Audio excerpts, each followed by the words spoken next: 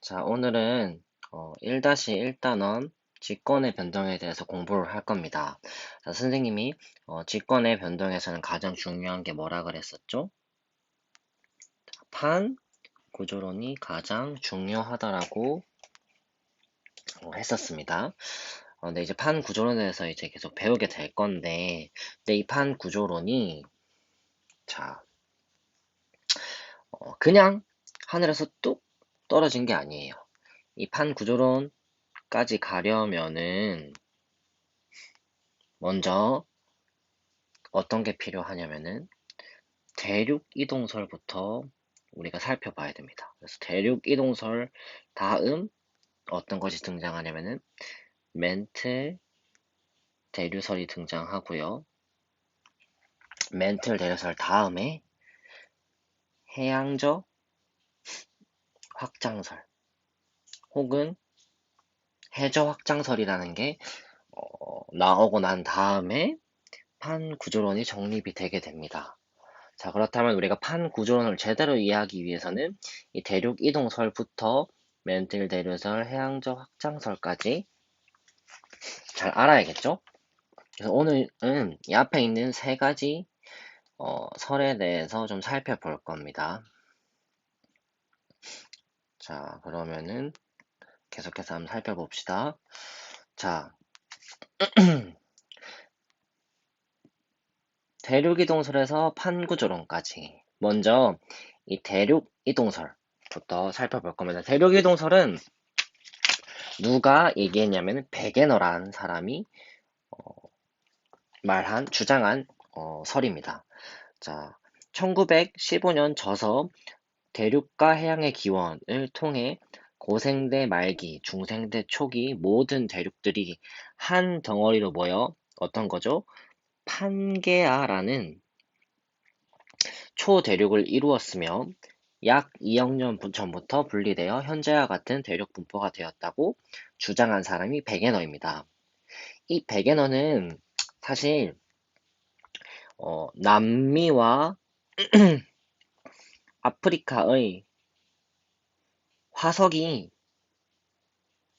일치한다는 논문을 읽고서 그에 착안하여서 대륙 이동설을 어, 구상하게 되는데요. 그래서 이후 여러 가지 증거들을 모아서 대륙 이동설을 주장하게 됩니다. 실제로 대륙 이동설을 주장한 연도는 1915년이 아니라 1912년에 대륙 이동설을 주장을 했고요. 그 다음에 1915년에는 이 판게아라는 초대륙을 음, 처음 얘기한 연도입니다. 그래서 이 베게너라는 사람이 대륙 이동설을 제시했다라는 거고요. 그 판게아는 이런 그림으로 그래서 고생대말 중생대초에 판게아가 있었으며 여기로부터 현재에까지 오게 되었다라는 주장을 베게너가 했고요. 그에 대한 증거로 자 여러 가지를 제시했는데 그 중에서 우리는 네 가지를 살펴볼 겁니다. 네 가지를 살펴보기 앞서서 혹시 이 판게아를 배우면서 이렇게 생각하는 친구들이 있어요. 이 판게아가 최초, 최초란 말보다는 유일무이한 초대륙이다. 초대륙이다라고 생각하는 친구들이 있는데 그건 아니고요. 판게아 이전에도 여러 가지 초대륙이 있었습니다. 하지만은 지금은 이제 판게아에 집중을 하는 거고 중요한 거는 유일무이한 초대륙은 아니라는 점에 대해서 생각을 좀 하면 좋겠고요. 자, 그래서 베게너가 제시한 대륙 이동의 증거 이 네 가지를 살펴볼 건데 이 첫 번째 그림이 뭐 같죠? 이 남아메리카와 아프리카의 지금 해안선에 주목을 하고 있죠. 그래서 이것은 대서양 양쪽 대륙 해양선이 어떻다? 일치 혹은 굴곡, 어, 굴곡이 유사하다라는 겁니다. 그래서 실제로 이 남아메리카와 아프리카의 해안석 굴곡을 보면은 이 친구 둘을 딱 이으면은 이 오른쪽 그림과 같이 굉장히 유사한 모습을 하고 있어요. 이걸 보면서 이 두 대륙이 원래는 하나였을 수 있겠다. 합쳐져 있었을 수 있겠다. 라는 생각을 할 수 있겠죠. 자, 두 번째 증거는 고생물 화석 분포의 연속성입니다. 이게 선생님이 수업을 하면서 쓰려다 보니까 조금 글씨가 좋진 않죠. 자, 보면은 이 메소사우루스와 글로소프테레스 이 두 개는 이 고생대 말에 있는 살았던 생물들인데요. 이 친구들이 이제 메소사우루스는 특별히 남미와 아프리카에서만 보이는 그런 화석이에요. 이 말은 이제 이 두 대륙이 원래는 붙어 있었을 가능성이 있다라는 걸 얘기하는 거고, 글로소프테리스는 뭐 남미, 아프리카, 인도, 호주 등에 분포하였는데 이 친구들을 쫙 이어보면 어떻다? 결국 이 네 대륙이 이어져 있었을 것이다 라는 것을 또 생각해 볼 수 있는 거죠. 자, 세 번째는 고생대 말 빙하 퇴적층의 분포와 빙하 이동의 흔적입니다. 여기 보시면은 이 남미와 아프리카, 인도와 호주에는 이제 빙하 퇴적층이 있는데요. 이것은 이제 그때 이제 얼음이 있다는 게 아니라 그 빙하가 있었던 흔적이 있다는 거예요. 흔적이 있는데 이 흔적들이 이제 뭐 빙하가 좀 이제 찢어지면서 나온 흔적들이라고 볼 수 있는데요. 이 흔적들이 되게 일정한 방향을 가지고 있어요. 그래서 빙하 이동 방향을 우리가 이 퇴적층을 보면서 알 수 있는 거죠. 그래서 이 방향을 역추적해서 뒤로 쫄쫄쫄쫄 이동해 봤더니 어떻더라? 남극으로 모이더라. 그래서 이 네 대륙의 빙하 퇴적층을 보니까 빙하의 이동의 흔적을 알 수 있었고 그 흔적을 따라가다 보니 하나로 모이더라. 그러니까 이게 초대륙이 있었던 것을 보여주는 것이다 라고 얘기할 수 있는 거죠. 마지막으로는 지질 구조의 연속성입니다. 지질 구조의 연속성. 이건 뭐냐? 위에서 살펴본 것은 남미와 아프리카의 이제 대륙 해안선의 굴곡, 아이고, 대륙 해안선의 굴곡의 유사성이었죠. 그런데 여기서는 이제 지질 구조의 연속성입니다. 이게 뭘 얘기하냐면은 이제 이게 북미랑 유럽이죠. 여기 보면은 북아메리카와 영국 혹은 스칸디나비아 쪽에는 이 에팔레치아 산맥, 피레네 산맥, 스칸디나비아 산맥들이 연속성을 보인다는 겁니다. 이 둘을 연결하면 딱 맞는다는 거예요. 그 다음에 남아메리카와 아프리카에는 또 습곡 산맥이 서로 연속성을 보인다라는 건데, 이런 지질 구조의 연속성을 보았을 때도 대륙이 이동했을 것이고 원래는 붙어 있었을 것이다 라는 것을 보여주는 거죠. 그래서 결국 베게너는 이 네 가지를 통해서 대륙 이동설을 주장을 했는데요. 이 베게너의 대륙 이동설은 굉장히 큰 한계점이 존재했습니다. 대륙 이동에 대해 제시한 여러 증거에도 불구하고 베게너는 뭐를 못했을까요? 뭐를 못했냐면은 대륙 이동의 원동력을 제대로 설명하지 못했어요.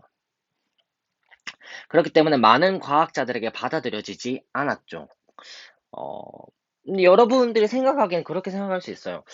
되게 이 네 가지 증거가 그럴 법한 증거다 라는 생각이 들잖아요. 그래서 이 정도면 사람들이 받아들일 수 있지 않을까라고 생각을 할 수 있는데, 음, 어, 이 대륙이동설 이전에 뭐가 있었냐면은 지구 수축설이 존재했습니다. 이 지구 수축설이 뭐냐면은 이제 지구가 초기에 고온의 지구가 식으면서 수축을 통해 뭐가 만들어졌다? 산맥들이 만들어졌다라는 얘기예요. 이건 기존에 우리에게 자연스럽고 당연하게 받아들여졌던 설입니다.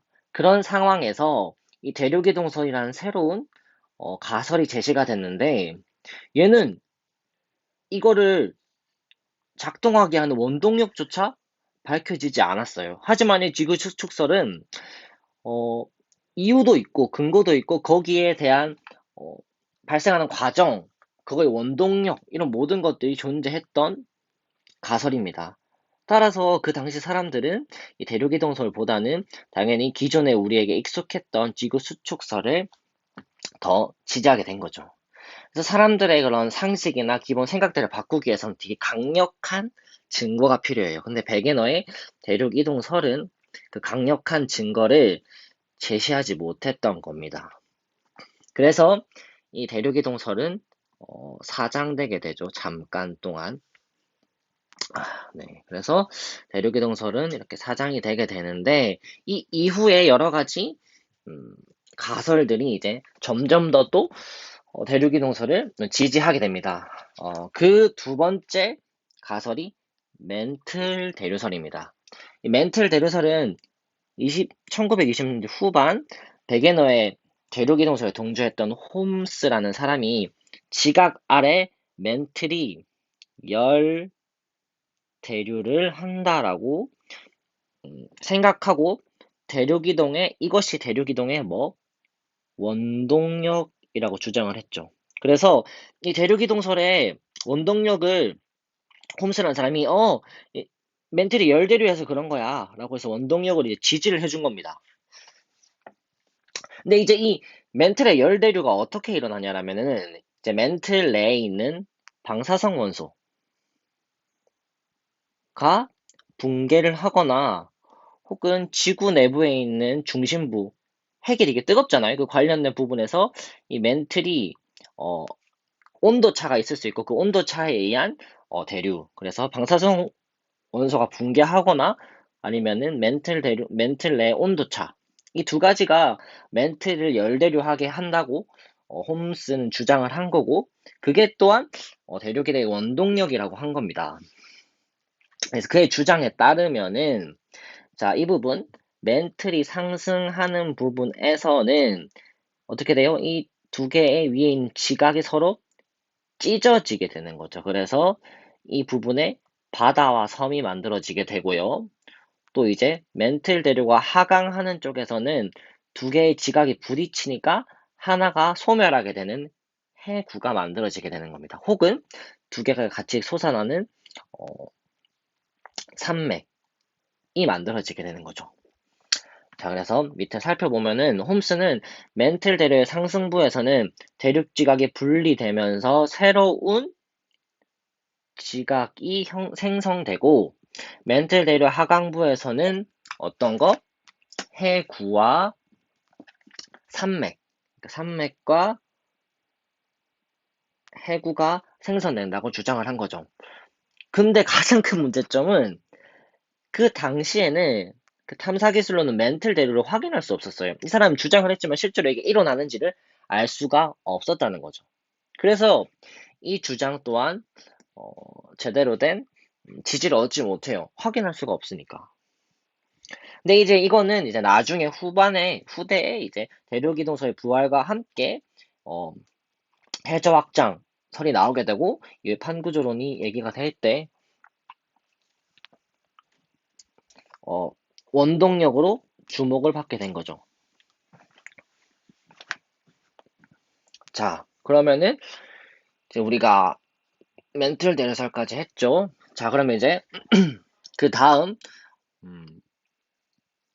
세 번째, 해양저 확장설에 대해서 이야기를 할 텐데요. 근데 이 해양저 확장설을 하기에 앞서서 이 해양저 확장설은 굉장히 이후에 일이에요. 1905, 60년대 일인데 한 30년 동안 어, 어떠한 기술의 발전이 있었고 그걸 토대로 해양저 확장설이 음, 나오게 되었는데요. 그 기술의 발전부터 먼저 볼 겁니다. 그래서 탐사 기술의 발전인데요. 어, 첫 번째 그 탐사 기술의 발전은 뭐냐면은 음향 음향 측심법입니다. 음향 측심법이 뭐냐? 이제 해수면에서 발사한 초음파가 해저면에 반사되어서 돌아오기까지 걸리는 시간을 재어서 수심을 측정하는 방법. 말 그대로 소닉, 초음파를 통해서 수심을 측정하는 겁니다. 이 수심을 측정하는 것이 왜 중요하냐라고 하면은 우리 일상생활에서 굉장히 중요해. 특히 전쟁 때 중요했는데 뭐 상대방 적진에 있는 바다의 깊이가 어떠한지를 알아내요. 우리가 잠수함으로 어디까지 갈 수 있는지 이런 것들이 되게 중요했고 1912년 타이타닉호가 침몰했죠. 우리 타이타닉이라는 거 알고 있을 거예요. 타이타닉호가 침몰을 했는데 이 침몰했을 때도 수심을 제대로 알지 못해서 침몰한 부분도 컸어요. 이런 여러 가지 사건들과 여러 가지 전쟁들을 통해서 우리가 수심을 재야겠다라는 생각을 하게 됐고, 그를 통해서 음향 측심법, 초음파를 통해서 음향을 수심을 측정하는 방법이 나오게 된 겁니다. 근데 이걸 이제 어떻게 측정을 하느냐라고 하면은, 자, 초음파의 속도가 만약에 V라고 합시다.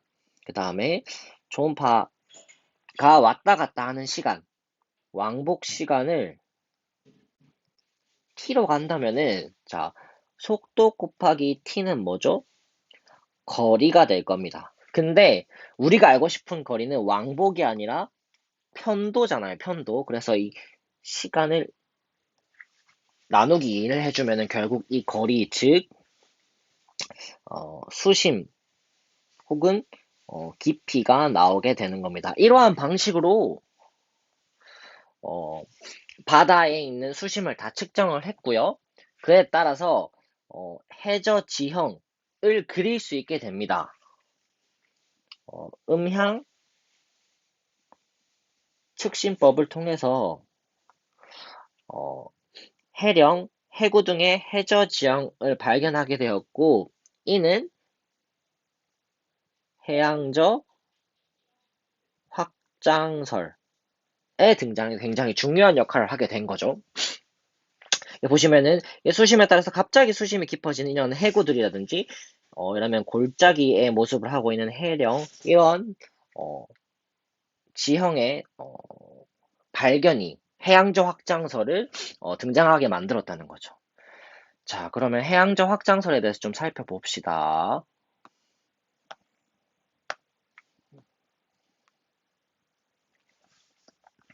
자, 이 해양저 확장설은 1962년 헤스와 디츠는 멘틀 대류의 상승부인 해령에서 새로운 지각이 생성되고 해령을 중심으로 확장되며 해구에서는 오래된 지각이 멘틀 속으로 섭입되며 소멸된다라고 주장을 했습니다. 자, 이게 무슨 말이냐면은 말 그대로 이제 이 바다를 그릴 때 자, 여기가 뭐냐면은 해령입니다. 우리가 알고 있는 그거예요. 그래서 해령에서 새로운 지각이 만들어져서 이렇게 쭉쭉쭉 양옆으로 펴져나가게 되고 이 또 지각과 지각이 서로 만나는 충돌하는 지점에서 해구가 만들어져서 하나의 지각이 소멸하게 된다라는 겁니다. 그래서 지각이 생성되고 소멸하는 과정이 멘틀 대류를 통해서 이루어진다는 것을 헤스와 디츠가 주장을 하게 된 거죠. 이게 이제 해저 확장설인데 이것은 기존보다는 조금 더 확실한 증거가 있어요. 대류기동설이나 멘틀 대류설보다 훨씬 더 확실한 증거가 있는데 그 증거들에 대해서 이제 앞으로 좀 살펴볼 건데요. 어, 첫 번째 증거는 뭐냐? 변환단층의 발견입니다. 변환단층의 발견인데, 이게 변환단층의 발견이 어떻게 해저 확장의 증거가 될 수 있냐? 라고 물어볼 수 있을 것 같아요. 근데 이건 이제 우리가 대서양을 살펴보면 되는데, 자, 선생님 대서양을 자, 위에서 봅니다. 자, 여기가 미국, 그러니까 뭐 아메리카, 여기가 뭐 유럽, 뭐 아프리카라고 합시다. 자, 그러면은 대서양의 중앙에 이렇게 해령이 쭉 있겠죠. 자, 이게 해령입니다. 자, 그런데 해령이 과연 이렇게 예쁘게 일자로 되어 있을까요? 사실 그렇지 않습니다. 자, 해령은 어떻게 되어 있냐면은 대서양에서 이렇게 쭉쭉쭉 또 끊겨 있어요. 이런 식으로. 이게 왜 끊겨 있냐? 라고 했을 때 그걸 뭐 물어본다면은 이 지구가 구체이면서 서로 다른 속력으로 돌거든요. 그럼 구체가 이렇게 돌게 되면은 이 부분과 이 부분의 도는 속도가 달라요. 당연히 그러다 보면은 어긋나면서 찢어질 가능성이 있겠죠. 그래서 기본적으로 해령들은 이렇게 뚝뚝 끊겨 있는 형태를 가지고 있고 각자가 서로 양옆으로 찢어지게 될 겁니다. 자, 그렇게 돼버리면은 이 해령과 해령 사이를 주목해 볼까요? 자, 요 부분이 지금 어떤 상황이죠? 자, 한쪽은 오른쪽으로 하고 아래쪽은 왼쪽으로 가기 때문에 이 두 부분은 서로 찢어지게 됩니다. 그래서 이 부분을 찢어지는 경계에서 이 변환 단층이라는 것이 발생하게 되는데 그래서 이 변환 단층이라는 것은 뭐죠? 이 해령에서부터 각각 양옆으로 해양 지각이 움직이고 만들어진다는 것에 대한 반증이 되는 거죠. 그래서 변환 단층의 발견이 해저 확장의 증거가 되는 것이고요. 자, 두 번째로 해양 지각의 나이와 해저 퇴적물의 두께입니다. 자, 요건 뭐냐? 자, 이렇게 해령이 이렇게 있죠? 해령이 이렇게 있을 때, 자, 해령에서부터 만약에 옆으로 쭉쭉쭉 새로운 것들이 생성되고 원래 것들은 옆으로 퍼져나간다면은 어, 오래된 것일수록 위에서 퇴적물이 많이 쌓이겠죠. 그래서 갓 생성된 친구보다 오래된 친구가 퇴적물이 더 많이 쌓였을 거고 퇴적물은 그렇게 이런 식의 형태로 많이 쌓이게 될 겁니다. 자, 그래서 해령에서 멀어질수록 퇴적물의 두께가 더 두꺼워지겠죠. 근데 실제로 어때요? 살펴보니까 해령에서부터 양옆 사이드로 갈 때에 어떻다? 두께가 늘어나더라. 이거는 뭐다? 해령에서부터 새로 생성이 돼서 양옆으로 이동한다라는 얘기겠죠? 그래서 이게 어, 두 번째 이유고요. 이 세 번째 이유가 좀 중요한데 세 번째 이유가 뭐냐면은 고지작이 줄무늬입니다.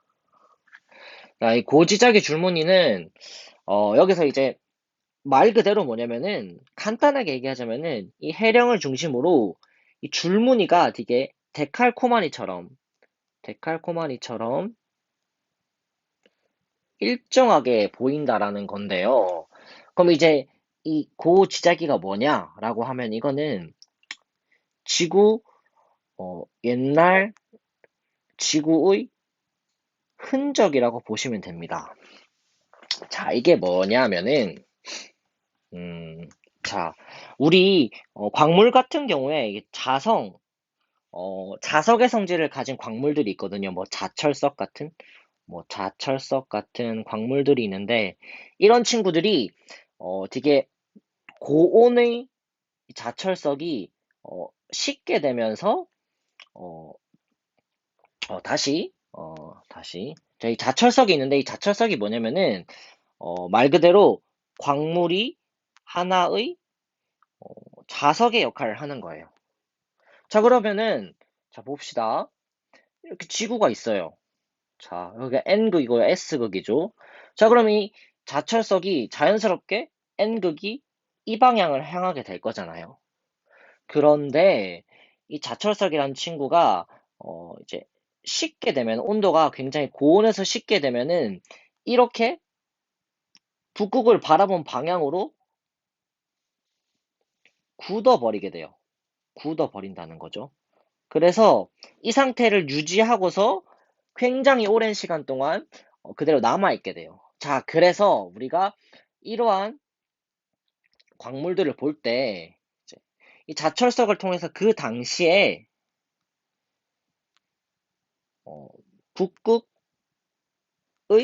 방향에 대해서 알 수가 있는 거죠. 자, 그러면 여기서 또 의문이 들 수 있어요. 선생님, 북극의 방향은 항상 같은 거 아닌가요? 라고 할 수 있는데, 자, 아쉽게도 북극의 방향은 항상 같지 않습니다. 자, 이 원시 지구가 탄생했을 때부터 현재 지구한테 올 때까지 어, N과 S극의 방향은 계속해서 바뀌어 왔습니다.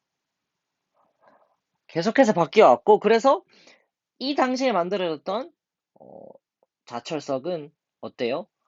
요런 모양으로 자화가 됐을 거, 이런 모양으로 굳었을 것이며 뭐 이때 만들어졌던 자철석 같은 경우는 요러한 북극을 가르치는 형태로 굳었을 겁니다. 이때 굳는 거를 자화라고 하긴 하는데 요거는 이제 따로 또 나중에 이야기를 언급을 해주겠습니다. 그래서 이제 이러한 것들을 보면은 이런 이제 자철석과 같은 광물을 보면 그 당시에 북극의 방향을 알 수 있는데 어, 원시 지구부터 지구까지는 되게 어, 현재 북극 어, 남극과 NS가 같은 정자극기와 지금은 북극이 N이고 남극이 S죠. 근데 역자극기는 어떠냐면은 여기가 S고 여기가 N입니다. 그래서 현재와 같은 NS를 가진 것을 보고 정자극기라고 하고요. 그다음에 반대인 것은 역자극기라고 합니다. 그래서 이것들을 보면은 자, 정자극기는 이제 짙은 색이고 역자극기는 밝은 색인데 이 해령을 중심으로 이 정자극기와 역자극기가 반복되는 겁니다. 똑같이 데칼코마니 마냥. 이 말은 뭐냐면은 A와 A가 요 두 개가 같은 나이라는 얘기고 BB 그러니까 요 친구들이가 같은 나이고 요 친구들이가 같은 나이라는 거예요. 이 말도 결국 해령에서부터 어때요? 확장된다라는 것을 보여주는 것이죠. 네, 그래서 이 고지작의 줄무늬도 해양조 확장설을 지지하는 겁니다. 마지막으로 이건 이제 서입대 주변에 지진의 깊이, 지진의 진원 깊이 분포인데 서입대 주변에 어, 지진의 진원 깊이 분포입니다. 자, 이건 무슨 말이냐면은 이 베니오프라는 사람이 쿠릴 열도에서 확인한 건데요. 이 쿠릴 열도에서 지진의 이 깊이를 살펴보니까 요 해구에서는 되게 깊이가 얕잖아요. 근데 점점점 여기서 대륙 쪽으로 갈수록 이 지진의 깊이가 깊어지는 겁니다. 이게 왜 그럴까? 왜 그럴까라고 생각을 해봤는데 이게 뭐예요? 여기서 이 해구에서 이 해양판이 이 다른 지각 밑으로 들어가게 되면서 그럼 이제 마찰이 점점 밑에서 형성이 되게 되겠죠. 그래서 이 지진도 더 깊은 곳에서 일어나게 된 거다. 이거는 이제 뭐죠? 지각과 지각이 만나서 서로 하나가 소멸하는 것을 보여주죠. 자, 그래서 여기서는 생성이 되고 여기서는 소멸을 하는 이러한 자, 생성, 소멸. 하는 이런 해저 확장설, 해양저 확장설을 누가 주장했다? 헤스와 디츠가 주장을 하게 된 겁니다. 자, 그래서 정리하자면은 먼저 대륙이동설이 있었고요. 이 대륙이동설은 이제 원동력을 설명하지 못해서 묻혔고요. 그 다음에 멘트 대류설이 등장하였으나 얘 또한 실제로 관측이 불가했죠. 관측이 불가했기 때문에 추가적인 게 필요했고 그 다음에 나온 것이 바로 어, 해양저 확장설입니다. 이 해양저 확장설을 통해서 어때요? 이제 어느 정도 정립이 되게 돼서 이후에 뭐가 나온다? 자, 판, 구조론이 등장을 하게 되는 겁니다. 자, 이렇게 판구조론 전까지 대륙이동설과 멘틀 대류설, 해양저 확장설에 대해서 간단히 배웠고요. 이제는 관련된 문제를 좀 풀어보도록 합시다.